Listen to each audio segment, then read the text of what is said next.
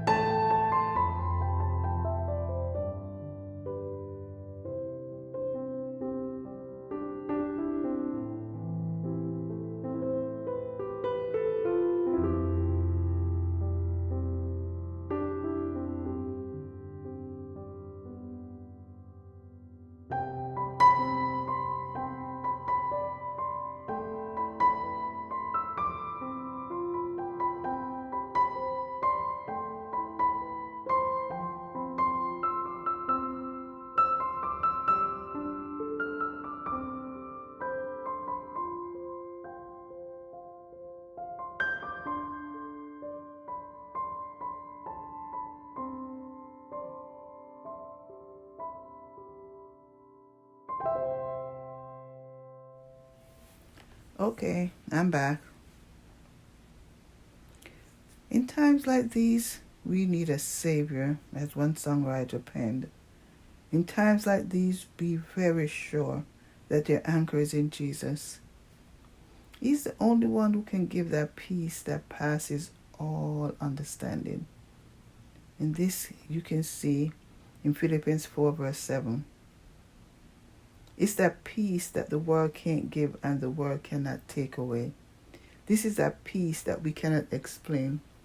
We experience it at a time when people expect us to be overwhelmed, angry, frustrated, just totally consumed with negativity. Yet when you have that special peace that passes all understanding, you're not easily shaken. It's not that you don't care about what's going on, but because you know it's in the hands of the man who stills the water and calms the sea, you figure, why not leave the trouble in his hands? He never promised that we wouldn't experience storms. But what he promised is that he would make a way.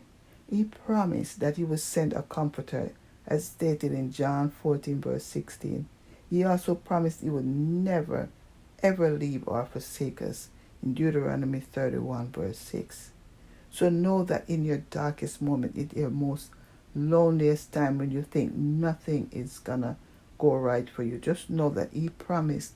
And it's not on your time, it's on his time. So it might seem like it's not working out, but he has it so well planned that if you stay calm and if you stay focused, you'll see that it's actually being worked out for your good. So what he wants is for us to just be consumed with his peace in the midst of storm, in the midst of chaos, to just stay calm and know someone is taking care of it. You see, our kids are not worried about bills and they are not worried about the things we are worried about as kids. They just want to go out and play and enjoy life, and they want to open the fridge and know there's food, and they want to flip a switch and know the light is coming on, and they turn the knob and the TV is okay.